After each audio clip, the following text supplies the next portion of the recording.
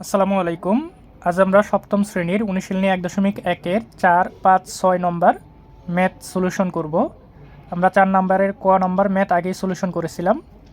4-এর খতে বলা হয়েছে বা 4 নম্বর প্রশ্নে বলা হয়েছে নিচের সংখ্যাগুলোকে কোন ক্ষুদ্রতম সংখ্যা দ্বারা ভাগ করলে ভাগফল পূর্ণবর্গ সংখ্যা হবে। তাহলে খ নম্বরে আমাদের সংখ্যাটা দেওয়া আছে হচ্ছে 4056। তাহলে 4056কে আমরা যথারীতি মৌলিক সংখ্যা দ্বারা ডিভাইড করতে থাকবো। 4056কে যদি 2 দ্বারা ডিভাইড করা হয় তাহলে এখানে চলে আসে 2028।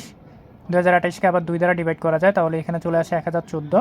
1014কে আবার 2 দ্বারা ডিভাইড করা যায় তাহলে এটা চলে আসে হচ্ছে 507। 507কে 2 দ্বারা ডিভাইড করা যায় না, 3 দ্বারা ডিভাইড করা যায়। 3 দ্বারা ডিভাইড করলে চলে আসে এটা একটা 169। 169কে 13 দ্বারা ডিভাইড করতে পারি। 13 দ্বারা ডিভাইড করলে এটা চলে আসে 13, অর্থাৎ 13 আর 13 গুণ করলে 13 আর 13 যদি গুণ করে দেওয়া হয় সেটা চলে আসে 169। তাহলে 169কে এখানে 13 দ্বারা ভাগ করা যায়। তাহলে এখানে 2 চলে আসলো, 1 2 3, 3 চলে আসলো একবার, 13 দুইবার। তাহলে এখানে আমরা ইকুয়াল টু লিখতে পারি 4056 ইকুয়াল টু 2 গুণন 2 গুণন 2 ইন্টু 3 ইন্টু 13 ইন্টু 13। তাহলে এখানে 2-এর একটা বর্গ আকারে লেখা যায় 2 ইন্টু 2। এখানে 2কে আলাদাভাবে লেখা যায়, 3কেও আলাদাভাবে লেখা যায়, যেহেতু 3 একটাই আছে। 13কে একটা বর্গ আকারে লেখা যায় 13 ইন্টু 13। তাহলে এখানে আমরা দেখতে পাচ্ছি যে 2-এর একটা বর্গ তৈরি হলো, 13-এর একটা বর্গ তৈরি হলো, কিন্তু 2 আর 3 এটার কোনো বর্গ এখানে তৈরি হলো না। তাহলে এখানে আমরা বলতে পারি যে এখানে দেখা যাচ্ছে যে উৎপাদক 2 ইন্টু 3, এখানে একটা জোড়া তৈরি করা যাচ্ছে, এখানে একটা জোড়া তৈরি করা যাচ্ছে, বাট এই দুইটাকে কোনো জোড়া তৈরি করা যাচ্ছে না, একই জাতীয় কোনো জোড়া তৈরি করা যাচ্ছে না। তাহলে আমরা এখানে বলতে পারি এখানে দেখা যাচ্ছে উৎপাদক 2 গুণন 3 জোড়াবিহীন। তাহলে এখানে 2 গুণন 3 যদি জোড়ায় থাকতো তাহলেই সংখ্যাটি পূর্ণবর্গ সংখ্যা হতো। অর্থাৎ আমরা যখন কোনো কিছুর বর্গ করি বা এখানে যদি 2 স্কোয়ারকে আমরা লিখি তাহলে এটাকে লিখতে পারি 2 ইন্টু 2। যদি 4 স্কোয়ার লিখি তাহলে 4 ইন্টু 4। অর্থাৎ এগুলো আমরা জোড়া আকারে যদি এগুলোর বর্গ বের করি জোড়া আকারে লেখা যায়। তাহলে এখানে দেখা যাচ্ছে 2-এর এখানে জোড়া তৈরি হচ্ছে, 13-এর জোড়া তৈরি হচ্ছে, কিন্তু এখানে 2 আর 3-এর কোনো জোড়া তৈরি হচ্ছে না। তাহলে এখান থেকে বলতে পারি যে 2 ইন্টু 3 যদি জোড়ায় থাকতো তাহলে সংখ্যাটি পূর্ণবর্গ সংখ্যা হতো।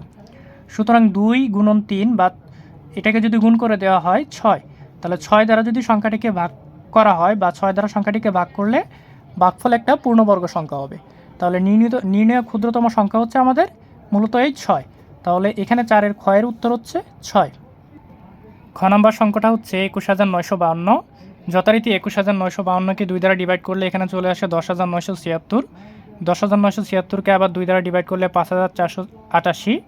5488কে আবার 2 দ্বারা ডিভাইড করার ফলে 2744। একইভাবে মৌলিক সংখ্যা 2 দ্বারা 2 দ্বারা 2744কে ডিভাইড করার ফলে 1372। 1372কে আবার 2 দ্বারা ডিভাইড করলে 686। 686কে আবার 2 দ্বারা ডিভাইড করলে 343। 343কে আর 2 দ্বারা যায় না, এটাকে 3 দ্বারাও যায় না। 7 দ্বারা ডিভাইড করলে এখানে চলে আসে 49, এবং 49কে লেখা যায় 7 7 49, অর্থাৎ 7 দ্বারা ডিভাইড করা যায়। তাহলে এখানে 2 চলে আসে 1টা 2টা 3 4 5 6, অর্থাৎ এখানে 2 চলে আসে 6 বার, 7 চলে আসতেছে 1 2 3 বার। তাহলে এটাকে লিখতে পারি যে 21952 ইকুয়াল টু 2 গুণন 2 গুণন 2 গুণন 2 গুণন 2 গুণন 2 7 গুণন 7 গুণন 7। তাহলে এখানে জোড়া তৈরি করা যাচ্ছে 1টা 2টা 3টা আর 7 ইন্টু 7 4টা, এই 7টা আলাদা থাকতেছে। তাহলে এখানে লিখতে পারি 2 গুণন 2 2 গুণন 2 2 গুণন 2 7 গুণন 7, এবং এই 7টা হচ্ছে জোড়াবিহীন। তাহলে এখানে মূলত যেহেতু 7টা জোড়াবিহীন, তাহলে আমরা যদি 21952কে 7 দ্বারা ডিভাইড করি তাহলে মূলত সংখ্যাটা পূর্ণবর্গ সংখ্যা হয়। তাহলে এখানে আমরা লিখতে পারি যে এখানে দেখা যাচ্ছে যে উৎপাদক 7 জোড়াবিহীন।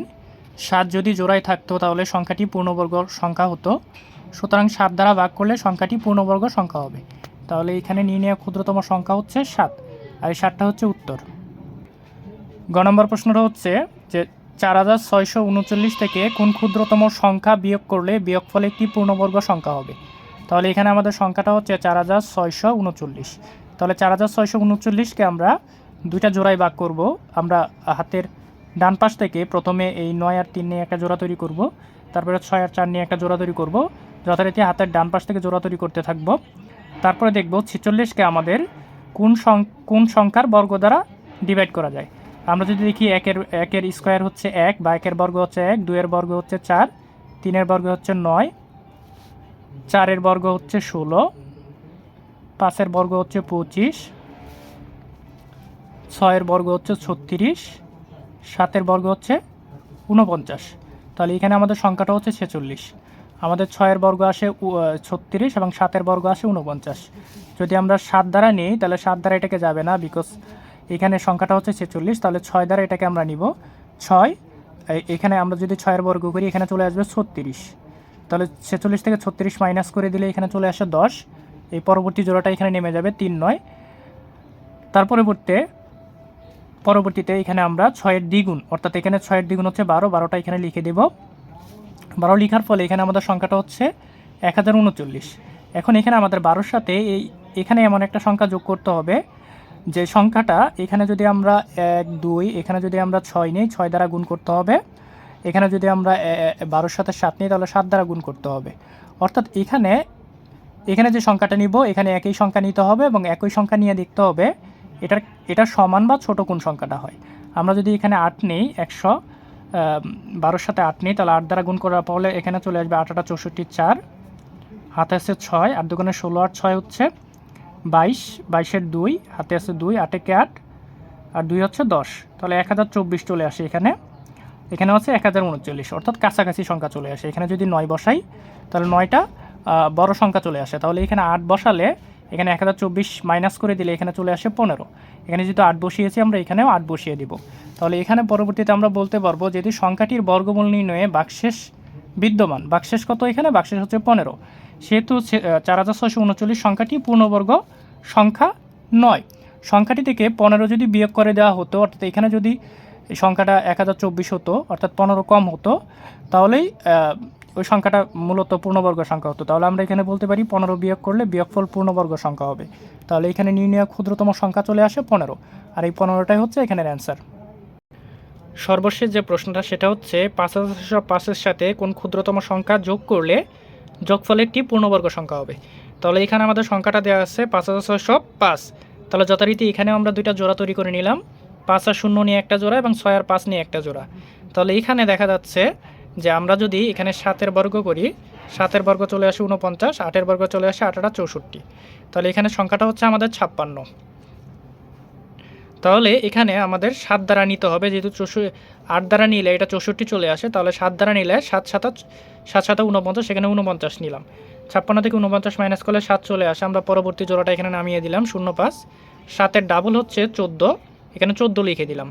তাহলে এখানে 14-র সাথে এই যে 4 নিলাম, এখানে এই 4-এর জায়গায়, অর্থাৎ যে 4টা নিলাম আমরা, এখানে 14-র জায়গায় এমন একটা সংখ্যা বসাতে হবে যে সংখ্যাটা দ্বারা যে সংখ্যা নিব সেই সংখ্যা দ্বারা এটাকে গুণ করতে হবে। তাহলে এখানে যদি 4 নেওয়া হয় তাহলে এখানে 4 নিলে 4 4 16, 6 হাতে আছে 1, 4 4 16, আবার আর 1 প্লাস করলে 17, 17 7 হাতে আছে 1, 4 একে 4 আর 1 হচ্ছে 5, অর্থাৎ এখানে 576 চলে আসে।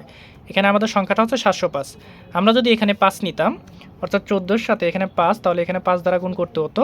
তাহলে এখানে চলে আসে 5 5 25-এর 5, হাতে আছে 2, 4 5 20 আর 2 হচ্ছে 22, 22-এর 2, হাতে আছে 2, 5 থেকে 5 আর 2 হচ্ছে 7, অর্থাৎ এখানে চলে আসে 725, যেটা হচ্ছে 705 থেকে বড়। তাহলে আমরা এখানে এটাকে নিতে পারি 14-এর সাথে 4 এখানে অ্যাড করে, আমরা এখানে 4 দ্বারা গুণ করলাম, তাহলে এখানে চলে আসে 576। 705 থেকে 576 মাইনাস করে দিলে এখানে এটার বাকশেষটা চলে আসে 129। এখানে যেহেতু 4 লিখেছি, 4টা আমরা এখানে লিখে দিব। তাহলে এখানে আমরা লিখতে পারি যেহেতু সংখ্যাটির বর্গমূল নির্ণয়ে বাকশেষ 129 বিদ্যমান, সেহেতু 5605 সংখ্যাটি পূর্ণবর্গ নয়। তাহলে এখানে আমাদের বাকশেষ হচ্ছে 129। তাহলে আমরা পরবর্তীতে বলতে পারি ক্ষুদ্রতম সংখ্যাটি প্রদত্ত সংখ্যার সাথে যোগ করলে তা পূর্ণবর্গ সংখ্যা হবে এবং তখন এর বর্গমূল হবে, যেহেতু এখানে আমাদের 74 দ্বারা এটার বর্গমূল হয়নি, 74 দ্বারা বর্গমূল করার পরেও এখানে আমাদের 129 অবশিষ্ট থাকে, তাহলে আমরা এটাই বলতে পারি তখন এর বর্গমূল হবে হচ্ছে 74 প্লাস 1 বা 75। তাহলে 75 যদি বর্গমূল করা হয়, 75-এর সাথে 75 গুণ করে দিলে যে সংখ্যাটা আসে সেটাই মূলত একটা পূর্ণবর্গ সংখ্যা। তাহলে এখানে আমরা সেই পূর্ণবর্গ সংখ্যাটা বের করার জন্য আমরা বলতে পারি নির্ণয় ক্ষুদ্রতম সংখ্যা 75 গুণ 75 এবং 5605 মাইনাস, কারণ হচ্ছে 75 গুণ 75 করলে আমাদের ক্ষুদ্রতম সংখ্যাটা আমাদের সেই সংখ্যাটা বের হয়ে যাবে, এবং আমরা যদি এখান থেকে যে আগের সংখ্যাটা মাইনাস করে দেই তাহলে এখানে আমাদের তার সাথে কত যোগ করতে হবে সেই ক্ষুদ্রতম সংখ্যাটা এখানে বেরিয়ে আসবে। 75-এর সাথে 75 গুণ করে দিলে এখানে 5625 মাইনাস এখানে 5605 মাইনাস করে দিলে এখানে অ্যান্সার চলে আসে 20, অর্থাৎ এই 20 ক্ষুদ্রতম সংখ্যাটা আমরা যদি এই 5605-এর সাথে যোগ করে দেই তাহলেই মূলত আমাদের এই সংখ্যাটা একটা পূর্ণবর্গ সংখ্যা হবে। ধন্যবাদ।